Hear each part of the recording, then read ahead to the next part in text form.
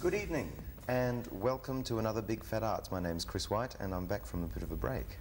Tonight my guest is Hannah Schotten, singer extraordinaire and songwriter as well. Welcome to Big Fat Arts, Hannah. Thank you. Now you're from the UK. I am, yes. How long have you been in Australia for? Longer than I'd originally intended. I've been here 4 years. It's just coming up to my 4th year anniversary. Well, what did you come over for? Oh, a mixture of things. I wanted to sort of get out and see the wide world before I settled down too much in the UK, and had opportunity to come out here. Australia sounded, I'd heard a lot of good things about it here, so I came out. Oh, that's nice to know. Yeah. What was the opportunity that brought you here? I knew some people out here, and I suppose they said, you know, come and stay for a while. And there was a course I wanted to do as well, a music course, so I did that. Yeah. What was the course? It's a course at one of the TAFEs, believe it or not, which is a pop and jazz course. So I've been working for a while, and music was quite a big hobby for me. Oh, right. So I came and did that. Yeah. Yeah. Now, how do you find the music scene here in Melbourne compared to what was in the UK?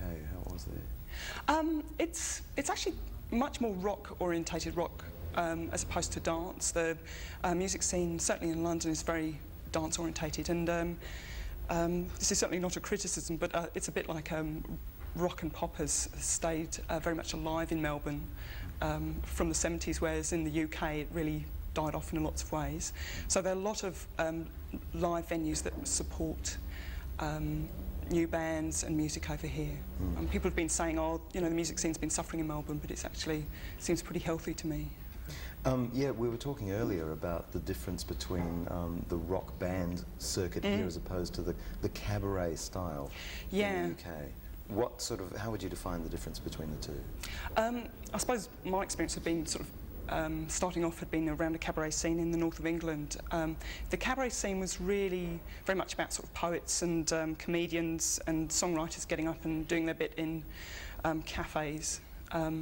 And that's very different, I think, from the rock scene where people go for a beer and do the rock and roll bit. It's a very different feel to it. It's much more cafe-based. Do you find that there's any of that in Melbourne, any particular cabaret style venues?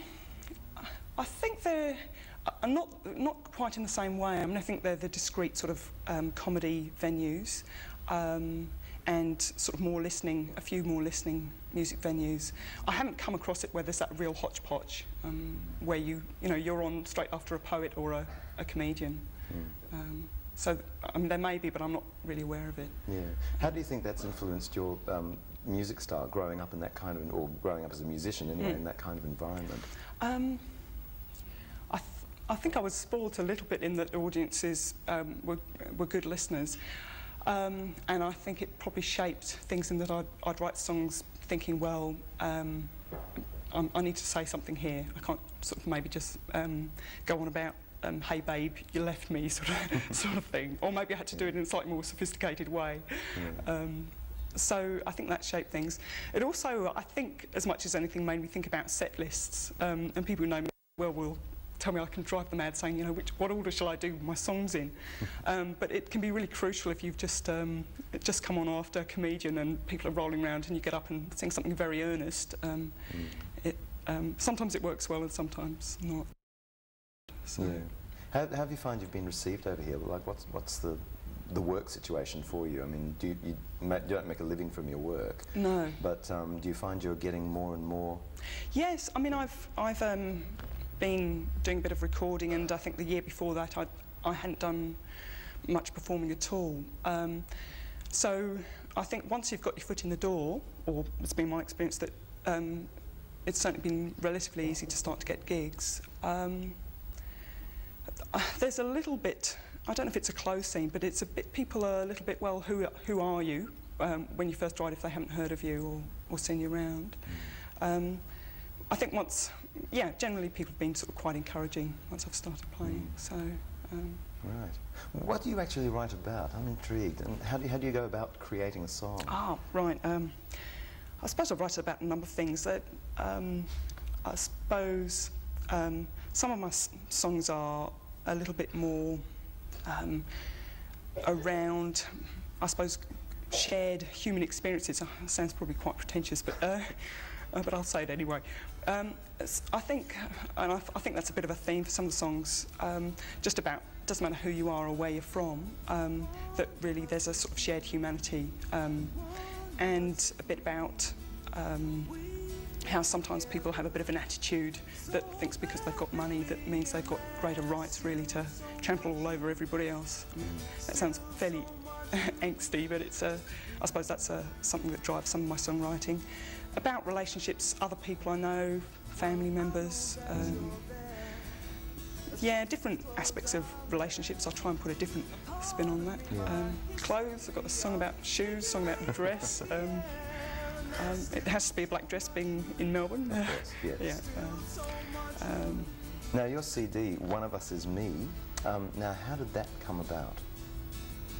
The actual getting around to recording it all. Yeah, because I presume you generated the songs over quite a period of time, and then... Yeah, some of the songs are newer songs and some are ones that I've been playing for a while.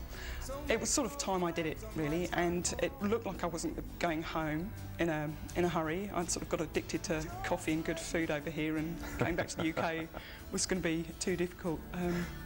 So I went to a studio, and the person who owns the studio said, well, send Greg Arnold a tape, and Greg Arnold's one of the people from Things of Stone and Word, and he gave me a ring and said he'd produce it, which was very good from my point of view. And so we got down and selected the songs and put the album together. It was a lot of fun. What sort of selection process do you go through putting together songs for an album like this? I think sort of the ones are, the first sort of decision is usually about which songs you like best, and then it's a bit of a choice about, well, which songs sit well together, and you know, you try not to have more than one song about black dresses or whatever, so there's a balance. That's the main way. Yeah. Now, the artwork on the cover here is very interesting. Can we get a close-up on that? I'd like to have a look at that. It's now, how did it come about? What's it about? It's a bit of a story with that. They're actually candle sheep, which were given to me for Christmas, one Christmas. Yeah. And I used to go shepherdessing or lambing up in the north of Scotland, so I've got a bit of a history with sheep. So people who know me tend to give me Christmas presents with associated with sheep. And the title track was originally One of Us Is You, so there's a bit of a pun on that. Right. But we thought that was just too corny, so we changed it to One of Us Is Me. Oh, right. Yeah. And people can get hold of that by phoning Bent TV, I believe. Yep, that's right. Okay. And now, what's planned for the future for you? More gigs in Melbourne, and probably going back to the UK next year sometime to do a bit more playing over there. Any chance of another CD? I think there'll be, I don't know if they still call them EPs, like a shorter CD. I've got a few songs that I'm itching to record, some newer songs. So I'll probably go and do that sometime next year as well. Okay, and do you plan to do that? You'll be in Australia for that? Or I'll be doing that in Australia, yeah. What time do you think, when do you think you'll be moving back to England? Oh, I don't know. I've been saying next year for the last 4 years, so... And my brother says, you'll be saying that when you're 86, so I think I'll be around for a little while. Great. Well, thanks for talking to us, and now I believe you're going to do a song for us. Well, we're going to play Switchblade. Yeah, Switchblade? Yes, which has got various references to a bit of local politics, I think. Yeah. Okay, and Anna? Anna, Can we have yes. Anna on the set? Who's going to... Ah, here she is. Yeah, to help you sing it. This is going to be wonderful.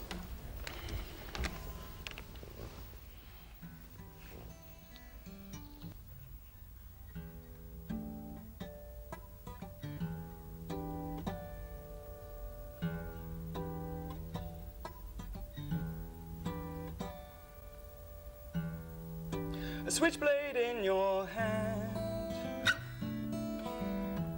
I could never understand why you turn to violence just to censor and silence. Opposition, nobody listens when you've got a switchblade in your hand.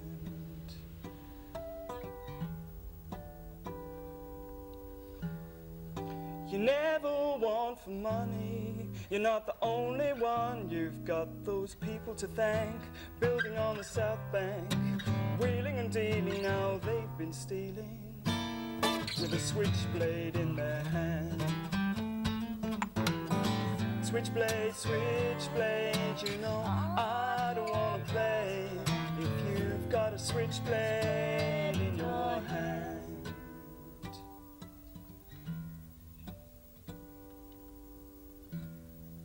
You say you are no bully boy, it's just your right to employ brute force, of course, defending what's yours and what you've taken with a switchblade in your hand. Switchblade, switchblade, you know I don't wanna play if you've got a switchblade in your hand. Switchblade, switchblade, you know I don't wanna play if you've got a switchblade in your hand.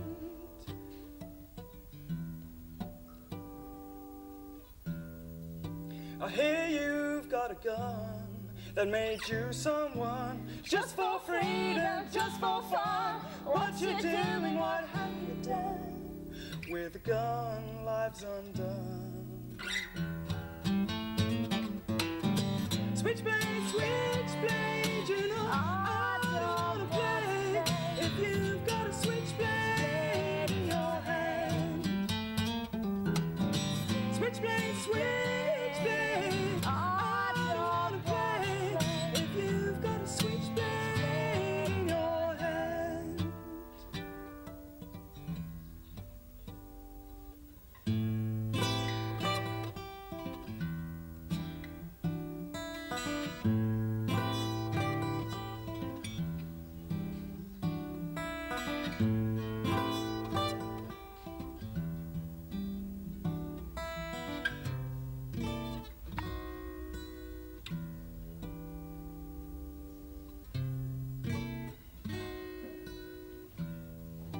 A switchblade in your hand.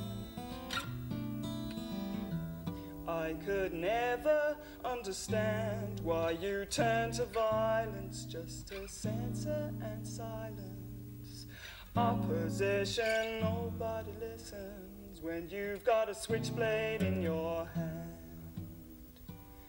I said nobody listens when you've got a switchblade in your hand.